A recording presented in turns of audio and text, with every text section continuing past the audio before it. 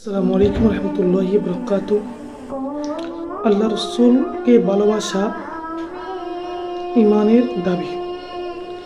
যার অন্তরে আমার নবীর মহব্বত নেই, সে যত ইবাদত করুক না কেন, সে ইমানদার হতে পারবে না।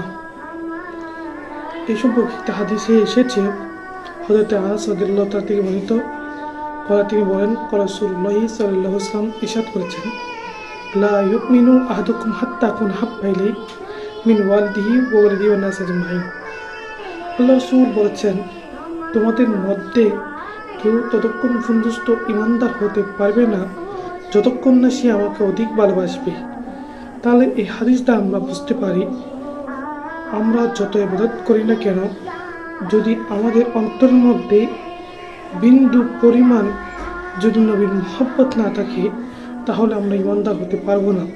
বর্তমান যেভাবে এই সালাফিরা, ওয়াহাবি বাদরা আমার নবীকে নিয়ে যেভাবে কটূক্তি করছে, আমি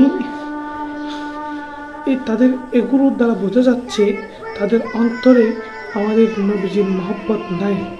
তারা নামাজ পড়ছে, যাকাত দিচ্ছে, হজ আদায় করছে, তারা এগুলো সব আদায় করছে, কিন্তু তাদের অন্তরে নবীর মহব্বত নাই। তাহলে আমরা বুঝতে পারি তারা ইমানদার নয়, তারা হচ্ছে বাতিল, তারা বেঈমান হয়ে মারা যাবে। তাই আমাদের প্রত্যেকের উচিত আল্লাহর রসুলকে সব কিছু চেয়ে বেশি ভালোবাসা।